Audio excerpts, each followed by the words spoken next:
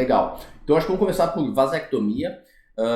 Vasectomia hoje é talvez a cirurgia que eu mais realizo. É a cirurgia que muitos homens me procuram para fazer esse método de esterilização. É uma decisão do casal. Normalmente o casal, quando já atingiu uma meta de ter a sua prole constituída e não quer usar outros métodos anticonceptivos, a vasectomia é uma excelente opção, porque é uma forma definitiva e segura do homem não ter mais filhos.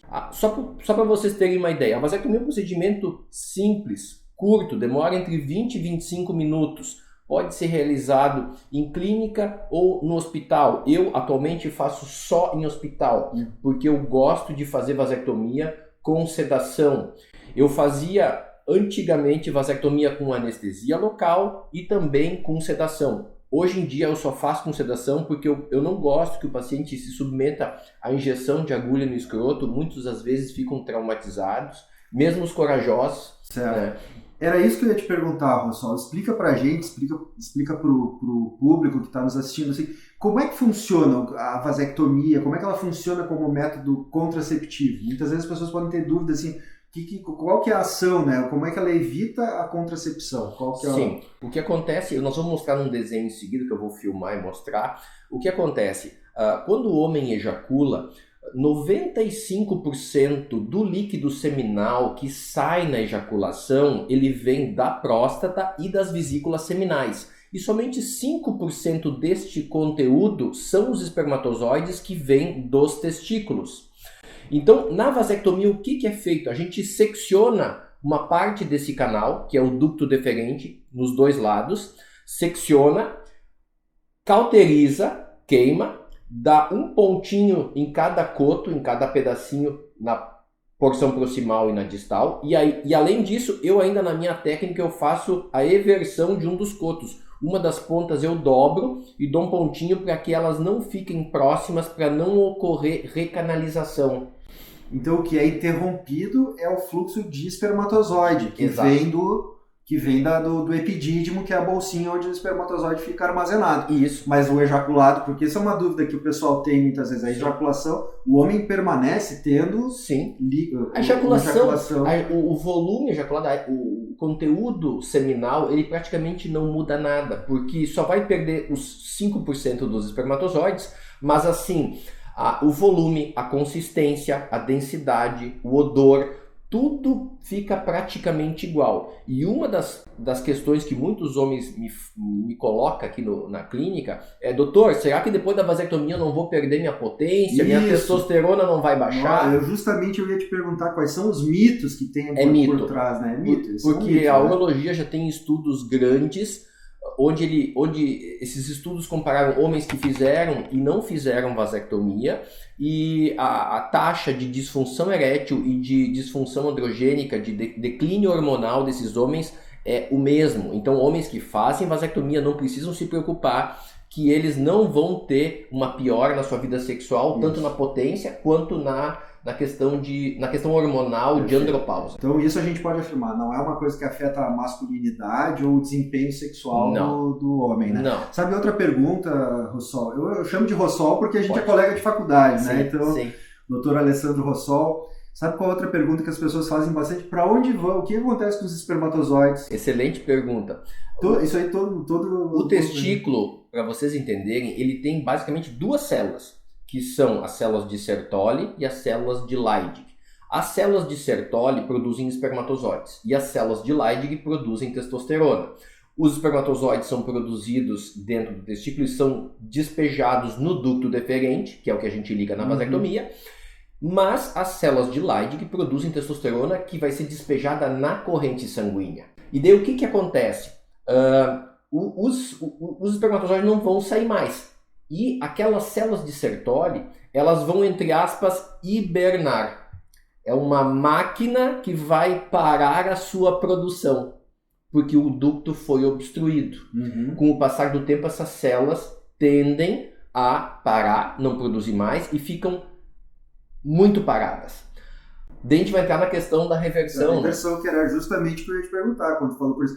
Como é que funciona então? Elas hibernam? Sim. Elas podem ser reativadas? Podem ser reativadas. A partir do momento que um homem que fez vasectomia e decide fazer uma reversão, ocorrendo o desbloqueio desse ducto, a recanalização dele para que essa via volte a funcionar, porque esse ducto ele tem dentro um tecido na sua luz, na parte interna dele, que tem pequenos cílios que fazem um movimento peristáltico nesse canal para empurrar os espermatozoides para o ejaculado. Seria um movimento semelhante, inclusive, do intestino. Né? E isso aí pode ser retomado depois da reversão. Só que a reversão, a gente sempre, quando recebe um paciente que deseja fazer reversão, a gente sempre explica que é um procedimento que não tem uma chance de sucesso de 100%. Ela depende muito do tempo que foi feito a vasectomia. Nós vamos falar um pouco sobre isso. Então, claro, uma coisa que as pessoas já precisam saber e podem saber que sim, a reversão é possível. É possível. Mas é claro que um casal, quando decidem e optam pela vasectomia, o ideal é que eles estejam com a prole constituída. Com a prole constituída e seguros dessa decisão e não pensem assim, lá na frente pode ser que eu vou, qualquer coisa eu faço uma reversão. Sim. Não, vai fazer a vasectomia em princípio é porque é um método cirúrgico definitivo, mas que pode ser revertido. Exato. Só que a taxa de sucesso de uma reversão depende basicamente do tempo. Vou dar um exemplo. Digamos que o paciente fez uma vasectomia há 3 anos e hoje se arrependeu se separou, casou com uma nova parceira, ficou viúvo, ou um casal que já tem filhos que um tempo depois tem desejo de novo de ter filhos, quer fazer a reversão. Se ele fez a vasectomia há 3 anos, hoje a chance dessa reversão dar certo fica em torno de 93% a 95%. É alta. Muito alta. 5 anos, 85% a 90%. 8 anos, em torno de 70%. 10 anos, em torno de 50% a 60%. Certo. Né? E também tem que colocar nisso a questão da idade da esposa. Porque também nós não estamos somente olhando o indivíduo que fez a vasectomia. Tem que ver se a esposa dele, a parceira, se ela também ainda está menstruando regularmente, a idade dela. Tem que ver como é que está a produção de óvulos dela, se são óvulos ainda viáveis. É um conjunto de coisas para a gente ter um sucesso na reversão. Perfeito. Então, o ponto mais fundamental de sucesso para uma reversão é o tempo da vasectomia. Isso é o principal. E também eu sempre oriento os pacientes que casais que fizeram vasectomia, esses casais têm a possibilidade também de não fazer a reversão. Eles podem fazer uma inseminação artificial. Me fala um pouquinho mais sobre isso. Qual seria, então, um casal que fez a vasectomia ou o homem que fez a vasectomia e por algum motivo, os motivos que você falou, se separou, ou então o casal decidiu lá na frente, repensou a sua situação e tem vontade de ter um outro filho, tem essa possibilidade da reversão, ou que outras possibilidades eles teriam? Além da reversão, o casal pode ir numa clínica de fertilidade, onde poderão ser coletados espermatozoides de dentro do testículo ou de dentro do epidídimo, para fazer uma inseminação intracitoplasmática, que é aquela imagem que a gente conhece, onde uma microagulha espeta o óvulo e esse espermatozoide entra dentro do óvulo. A partir dali, isso é colocado em placas, em uma incubadora, para iniciar o desenvolvimento, e depois esse pré-embrião é colocado dentro do útero, fazendo uma inseminação intracitoplasmática, depois intrauterina. E as chances de sucesso também da inseminação são muito boas. E daí o paciente, quando me pergunta qual das duas que eu vou fazer, eu coloco sempre para o paciente e para o casal as duas possibilidades, falando da reversão e falando da inseminação. Normalmente, o custo da reversão ele é menor, porque o que acontece é que muitos casais que fazem inseminação muitas vezes, seguidamente, precisam fazer mais de uma tentativa. Várias tentativas. E cada vez que é feita uma tentativa, tem o custo daquele procedimento. Então, tem estudos que mostram que comparando reversão com inseminação em homens que fizeram vasectomia, para o casal o custo da reversão é bem menor do que o da inseminação. E também o paciente que faz reversão tem um detalhe, né? Se o objetivo do casal é ter só um filho, e ele engravida depois da reversão, tem que voltar depois a ter um método anticonceptivo, se eles não quiserem mais ter filhos. Então, às vezes, o paciente tem que fazer vasectomia de novo, ou a mulher usar um método anticonceptivo, ou preservativo, ou DIU, né? O casal define um outro método. Eu já fiz reversão de vasectomia e vasectomia em vários pacientes, depois que engravidaram. Rossol, tu falou um pouquinho da técnica da vasectomia. Conta um pouquinho pra gente a parte técnica, porque tu me disse em off, né, que é uma das cirurgias que tu mais gosta de fazer, Sim. Que é da reversão. Sim, eu adoro fazer. Tu falaste que a vasectomia é um procedimento relativamente rápido e tal. A reversão imagino que seja mais delicada, fazer a reconstrução. Sim. Tu trabalha hoje com técnicas de microscopia. Explica um pouquinho pra gente como é que é. Porque é delicado ali, né? Delicado. O duto deferente ele tem 1, 2, 3 milímetros de diâmetro, então ele tu vai reconstruir essa, né? Exato. Se fosse ligar um cano no outro, né? Sim. Para ele voltar a funcionar. Sim. Fala um pouquinho da técnica. Realmente eu adoro fazer cirurgia, é uma cirurgia que é legal de fazer, porque se utiliza microscópio, tu tem uma amplificação da imagem para poder ver bem, enxergar bem esse duto deferente, que é bastante fininho. Os fios de sutura, são semelhantes a um fio de cabelo, ou talvez um pouquinho menos, né? Às vezes a gente tem que usar um fio mais fino ainda quando a gente tem que fazer uma anastomose no epidídimo, e isso exige uma destreza manual e é uma técnica que tu vai aprendendo ao longo do tempo, que a tua mão vai adquirindo uma força adequada para tu poder fazer o ponto e na hora do nó do ponto não rasgar o fio. Então é muito importante um profissional experiente que tenha uma bagagem, uma carga, como se fosse um piloto de avião com horas de voo, né? Sim, só para te ter uma ideia, quando eu comecei a fazer reversão de vasectomia, nos primeiros anos eu fazia os dois lados, uma cirurgia em torno de 5 a 8 horas. Hoje, com o aprimoramento da técnica, novos materiais, a gente também adquiriu materiais específicos para essa cirurgia, material microcirúrgico feito por joalheiro. Eu utilizo um material que é feito na Suíça, que é excelente. Isso vai também permitindo que a gente consiga melhorar a técnica e fazendo a cirurgia melhor e num tempo menor. Que maravilha. Isso eu imagino também, sou médico de família, né? Não aprofundo na área específica, mas imagino que seja uma cirurgia em níveis até de cirurgia oftalmológica, sim, de tão delicadas que são as estruturas e os materiais. Sim, os materiais são bastante semelhantes. Maravilha. Os fios também. E me fala um pouco... Depois da reversão? Depois da reversão, como é que é assim, como é que Informações quais são as principais orientações que tu passa para o paciente? Cirurgia da reversão, então, é uma cirurgia que não dói quase nada, é semelhante à vasectomia. Eu até brinco com alguns pacientes que fazem reversão, que a dor no pós-operatório ela é menor que da vasectomia, porque o paciente não tem aquela sensação de pressão nos testículos que acontece em alguns pacientes que fazem vasectomia. Na reversão isso praticamente não acontece. O paciente pode retomar suas atividades 2, 3 dias após a reversão, e exercício, academia, depois de uma semana, 10 dias já está liberado, e relação sexual também. Uma semana, 10 dias. Uma semana, 10 dias.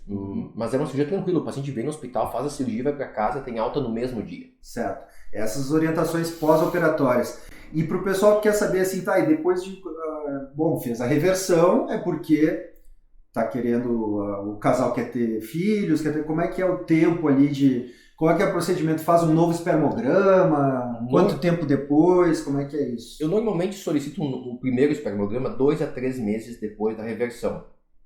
Casais onde a idade da mulher está limítrofe entre 37 e 40 anos, eu sugiro sempre fazer uma coleta de esperma para congelação, porque depois esses espermatozoides poderão ser utilizados para fazer uma inseminação intracitoplasmática.